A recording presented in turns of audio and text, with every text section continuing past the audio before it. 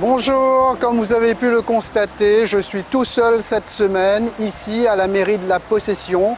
Ma collaboratrice Julie Noche sera de nouveau avec nous la semaine prochaine, voire peut-être dans 2 semaines. Donc je suis après Saint-Joseph aujourd'hui à la Possession où on va être reçu dans un instant par la maire Vanessa Miranville. Vanessa Miranville qui a été élue la première fois en 2014 en battant Roland Robert qui était en poste depuis 42 ans, enfin qui a été en poste pendant 42 ans.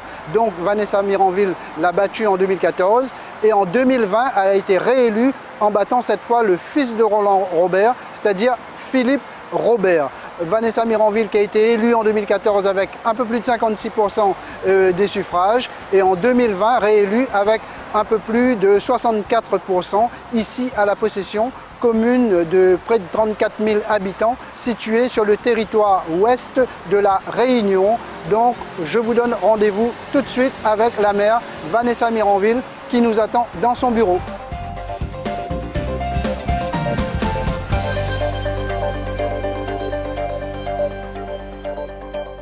Bonjour Madame la maire. Bonjour Vanessa Miranville qui nous reçoit aujourd'hui dans son bureau à la mairie de la Possession.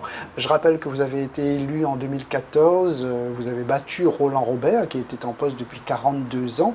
Ici à la Possession, vous avez été élu avec un peu plus de 56% des suffrages et vous avez été réélu en juin 2020 avec un peu plus de 64% des voix. Donc ma première question Madame la maire, qu'est-ce que vous avez fait déjà lors du premier mandat ? On ne va pas pouvoir résumer évidemment 7 ans de mandat, mais qu'est-ce que vous avez fait de façon significative? Alors, la première chose que nous avons vraiment voulu réaliser, c'est l'assainissement de la gestion de la commune.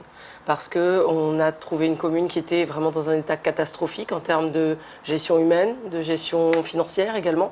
Quand même un trou de plus de 20 millions d'euros dans les caisses, plus encore une vingtaine de millions d'euros dans le non-entretien du bâti. Et on parle là quand même de la sécurité, notamment des enfants dans les écoles et de façon générale des possessionnés. Donc il a fallu remettre tout cela à plat.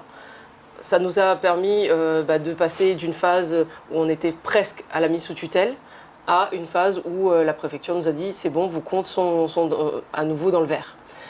Ensuite on a remis aux normes de sécurité l'ensemble des bâtiments. Et on a vraiment travaillé sur l'amélioration du cadre de vie quotidien des possessionnés. Embellir, refaire les routes, refaire l'éclairage public et notamment mettre des LED pour être plus écologique. Faire en sorte vraiment qu'il y ait des activités autant pour les enfants. Il faut savoir que les enfants à la Possession, dans le périscolaire, font du yoga, de la méditation, de la philosophie. Et jusqu'aux seniors qui font des ateliers de mémoire, qui font de la diététique adaptée ou du sport sur ordonnance adapté à leur situation. Voilà, donc on a vraiment travaillé comme ça sur le bien-être des possessionnés au quotidien. Au niveau du personnel communal, il y avait eu quelques petits soucis au départ lorsque vous avez pris vos fonctions parce qu'il y avait des habitudes qu'il fallait bousculer, qu'il fallait casser aussi. Clairement, on est parti vraiment sur un principe d'éthique, donc d'équité de traitement, de transparence. Et évidemment de remettre dans la légalité tout ce qui se passait. Il faut savoir que quand on est arrivé, il y avait des emplois fictifs. Des gens étaient payés sur des heures qu'ils ne faisaient pas. Donc on a vraiment fait en sorte de remettre tout le monde au même niveau d'égalité. Et forcément, certains qui avaient des privilèges indus n'ont pas accepté cette situation tout de suite. Ensuite, forcément, il y a eu aussi un temps de flottement, dans le sens où quand on passe d'une façon de faire pendant 40 ans, et qu'une nouvelle équipe arrive en disant nous avons été élus pour faire autrement, il faut le temps d'ajustement, le temps de comprendre quelle nouvelle direction est prise. Voilà, et c'est ce qui explique les mouvements sociaux que nous avons connus, mais qui aujourd'hui sont vraiment du passé. Les agents, dans leur globalité, ont compris quel est le sens de leur mission, le service public, être au service des possessionnés et sont vraiment, je pense, très fiers du travail qu'ils font. En tout cas, moi, en tant que maire, je suis très fière de leur travail. On parle toujours bilan. Au niveau des infrastructures, il y a eu de nouvelles constructions, par exemple, je sais pas, au niveau des écoles, au niveau des logements. Alors oui, on a surtout développé le scolaire, parce que c'est clair que là, on n'a pas forcément construit de nouvelles écoles. Il y en a une en cours maintenant, mais sur ce deuxième mandat. Mais ce qu'on a fait, c'est surtout s'adapter aux besoins école par école et quartier par quartier. Donc on a construit des modulaires dans des écoles. On a dû refaire une école entièrement, l'école de Saint-Laurent, Jean Jaurès. On a réhabilité une autre école en centre-ville qui n'était plus en fonction. Donc voilà, mais on s'est vraiment adapté et on a fait en sorte que nos enfants soient chouchoutés. Après, au niveau des logements, par exemple. Des logements, alors là, ça s'est concentré essentiellement sur nos deux centralités, parce que la possession a un peu cette particularité. On n'a pas un centre-ville, on en a deux, qui sont Cœur de Ville et Moulins-Joly. Et donc effectivement, beaucoup de logements, alors à la fois du social, de l'intermédiaire et du logement privé, pour avoir une mixité. Parce que c'est important aussi que tout le monde vive ensemble dans le même quartier, envoie ses enfants dans la même école, fréquente les mêmes aires de jeu, les mêmes espaces de repos. Donc voilà, on est vraiment dans cette logique-là. Et Cœur de Ville, par exemple, c'est 400 logements qui ont été construits sur le premier mandat, donc à peu près 1000 personnes. Et Moulins-Joly, maintenant, c'est près de 2000 personnes. D'accord. La Possession est une commune d'un peu moins de 35 000 habitants, c'est ça? La commune, oui, c'est 33 à 34 000 habitants. Oui. D'accord. Est-ce que vous avez dû, pendant le premier mandat, recourir à l'augmentation des impôts pour pouvoir financer vos actions? Malheureusement. Alors c'est vraiment la dernière chose que l'on souhaite faire quand on est maire, que de recourir aux impôts. Mais on a vraiment d'abord fait tout ce qu'on pouvait en termes de réduction des dépenses, et notamment des fameux gaspillages, parce qu'on en a découvert. On a réduit de 80% les frais de déplacement, les voyages, les frais de réception, la téléphonie. Parce que il y avait du laisser-aller. Les voitures aussi, elles étaient utilisées par n'importe qui pour aller faire le week-end avec les enfants et la famille. Enfin, voilà, un usage vraiment abusif de certaines personnes. Donc tout ça a été remis à plat. Et d'autre part, on est allé chercher des financements. Les financements région, État, Europe, on fait département. On a vraiment fait valoir que nos projets étaient nécessaires pour la commune et des projets de développement durable. Par exemple, quand on rénove nos écoles, on fait en sorte de mettre l'isolation thermique pour avoir moins de chaleur et ne pas avoir à mettre la clim. Quand on a rénové nos éclairages publics, c'est avec de la LED. Quand on a rénové notre parc automobile, on a pris des voitures électriques et on a posé des panneaux photovoltaïques sur nos bâtiments pour alimenter ces voitures électriques, etc. D'accord. Vous connaissez le principe de l'émission, Madame la maire, ça s'appelle l'a dit, l'a fait, l'a pas fait. Donc ça, c'était la première partie concernant un petit focus sur le passé. Maintenant, on va rentrer dans le vif du sujet, si on peut dire. C'est que je vais vous demander quels sont les 3 ou 4 projets structurants que vous pensez pouvoir concrétiser d'ici à 2026, d'ici à la fin de votre mandature. Alors, en termes d'aménagement, on a 3 projets vraiment structurants. Le premier, c'est l'aménagement du front de mer de la Possession. Nous sommes la seule commune qui avons été coupés de ce front de mer par la 4 voies. Aujourd'hui, nous sommes en phase quasi de réalisation. Donc les travaux vont démarrer l'année prochaine pour un bassin de baignade qui va être à peu près 3 fois plus grand que celui de Boucan, pour situer un peu. Donc là, c'est vraiment un équipement majeur qui va changer la physionomie de la Possession, qui va aussi faire que les gens découvrent la Possession, parce que malheureusement, avec cette route qui ne fait que nous traverser, beaucoup de Réunionnais ne connaissent pas la Possession, donc là, ils pourront s'y arrêter. Et on a en gros l'ambition d'être la première plage de l'Ouest. D'accord, mais bassin de baignade, c'est dans la mer?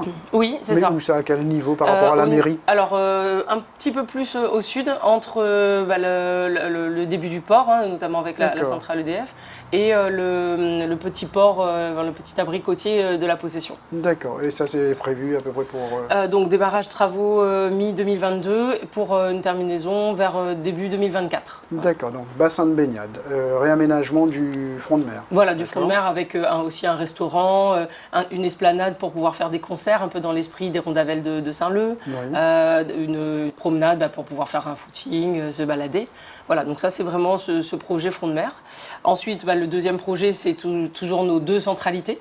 Cœur de ville qui va continuer à se développer, et Moulins-Joly qui est presque terminé mais qui a encore un peu de potentiel de développement, mais surtout alors autant beaucoup de logements du côté de Cœur de ville et dans les 2 centralités, les commerces, les bureaux. Parce que c'est vraiment ce qui manque à la possession. Aujourd'hui, les possessionnés prennent leur voiture et vont faire leurs courses ou vont travailler ailleurs que sur leur commune. Donc là, on veut vraiment leur permettre d'avoir ce qu'il leur faut pour travailler et pour se détendre et faire des emplettes. Et le troisième projet structurant, on arrive en fait du battant des lames au sommet des montagnes, c'est la structuration des hauts de la possession, notamment Dodane et Mafat. Donc c'est en cours, notamment sur Mafat, les panneaux photovoltaïques sont installés sur l'ensemble des habitations et des gîtes pour être écologiques. Dodane est en train de se structurer avec un projet hôtelier important qui va ensuite ramener des projets restauration, artisanat, etc. Et aussi tout ce qui est sentier depuis Dodane ou même depuis les bas de la possession, en passant par Dodane et en arrivant jusqu'à Mafat, pour vraiment faire que la possession soit une commune touristique encore plus qu'elle ne l'est. D'accord, mais projet hôtelier à Dodane déjà porté par la municipalité ou par des privés?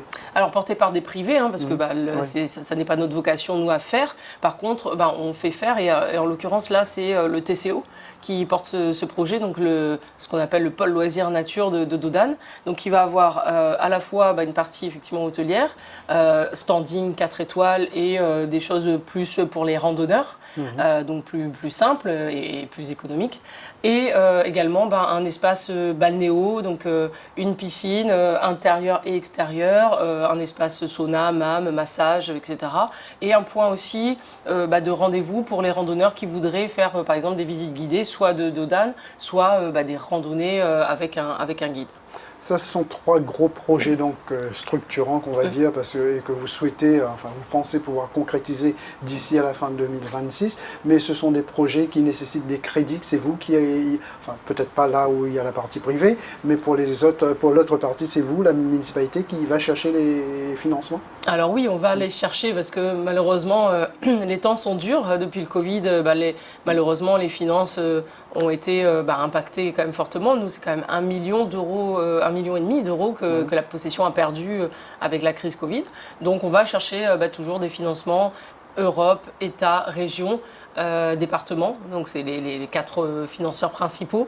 Mais on essaye aussi d'innover, d'aller chercher d'autres types de fonds, pour vraiment que ces projets se concrétisent, parce que c'est une attente très très forte des possessionnés d'avoir ce front de mer, cette centralité et de pouvoir bénéficier du cadre agréable des hauts et d'ailleurs pas que les possessionnés, les Réunionnais en général. Au département, ça va être un petit peu plus facile pour aller chercher des financements, puisque vous avez 2 avocats maintenant, la personne de Gilles Hubert qui est vice-président et de Fabiola Lagourde, le binôme qui a été élu, binôme de CREA, votre mouvement politique, qui a été élu en juin dernier. C'est ça. Alors le lien avec le département, bien sûr, c'est cette partie financière, mais c'est surtout un autre projet, on va dire, moins visible, mais tout aussi important. Celui qu'on a commencé, c'est l'amélioration du bien-être des possessionnés. On va aller encore plus loin. Par exemple, ces projets de sport sur ordonnance, on est en train de l'étendre pour que plus de personnes puissent en bénéficier. Le sport sur ordonnance, juste pour expliquer, c'est qu'au lieu d'aller chez le médecin et qu'on sorte avec une prescription de médicaments, on sort avec une prescription d'activités sportives adaptées parce que on a du diabète, de l'obésité, on a eu un AVC, etc. Donc ça, c'est des projets importants pour nous. On est en train de voir aussi comment encore dynamiser les activités pour la jeunesse, parce que c'est vrai que c'est une tranche d'âge qui n'est pas simple à capter. Ils ont des besoins, des désirs qui sont vraiment spécifiques. Et là, on fait un gros travail sur l'insertion, sur l'éducation, notamment la santé, comment ne pas tomber dans les addictions. Voilà, donc on a vraiment tout un volet autour de la jeunesse. On veut continuer et consolider tout ce qu'on fait pour les enfants. Et après, pour la population en général, continuer à avoir, par exemple, des établissements sportifs ou culturels qui offrent quelque chose de varié.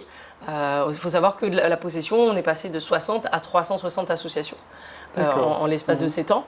Et donc voilà, il faut réussir à continuer à entretenir, voire même à développer encore de nouvelles activités pour que chacun trouve ce qui lui va. Et on a parlé financement pour ces projets structurants, mais donc là, pas de recours à l'augmentation, pas de recours aux impôts. Alors malheureusement, c'est quelque chose qu'on est obligé là de commencer à envisager pour l'année prochaine. D'accord. Pour être très honnête, parce que le budget d'une commune doit être équilibré. Les dépenses et les recettes doivent être équivalents. Voilà. Mais c'est vraiment le dernier recours. Donc on élabore le budget, on devrait le voter d'ici le tout début de l'année 2022. Et donc là, on est en train de vraiment regarder tout ce qu'on peut essayer d'économiser, mais sans non plus nuire au service public. Parce que on a donné un certain standing je veux dire, au service public possessionné et on ne veut pas le dégrader pour autant. Voilà, donc c'est vraiment un exercice de jonglerie pour trouver comment faire en sorte de ne pas demander aux possessionnés de contribution ou en tout cas une contribution trop forte. Malheureusement, j'ai la crainte qu'on soit quand même obligé d'augmenter légèrement les impôts l'année prochaine. Je pense comme pas mal de communes à cause du Covid notamment. D'accord. Merci beaucoup Vanessa Miranville de nous avoir reçus ici à la mairie de la Possession. Et le principe de l'émission aussi, c'est qu'on revient d'ici à 2 ans, d'ici à 2023, faire un point sur ces projets que vous nous avez exposés pour voir un petit peu l'état d'avancement de ces projets. Et vous nous expliquerez ce qui a été fait ou ce qui est en cours. Et donc on refera un point dans 2 ans, Madame Miranville. Merci à vous de nous avoir suivis. Je vous donne rendez-vous à la semaine prochaine dans une autre commune de l'île.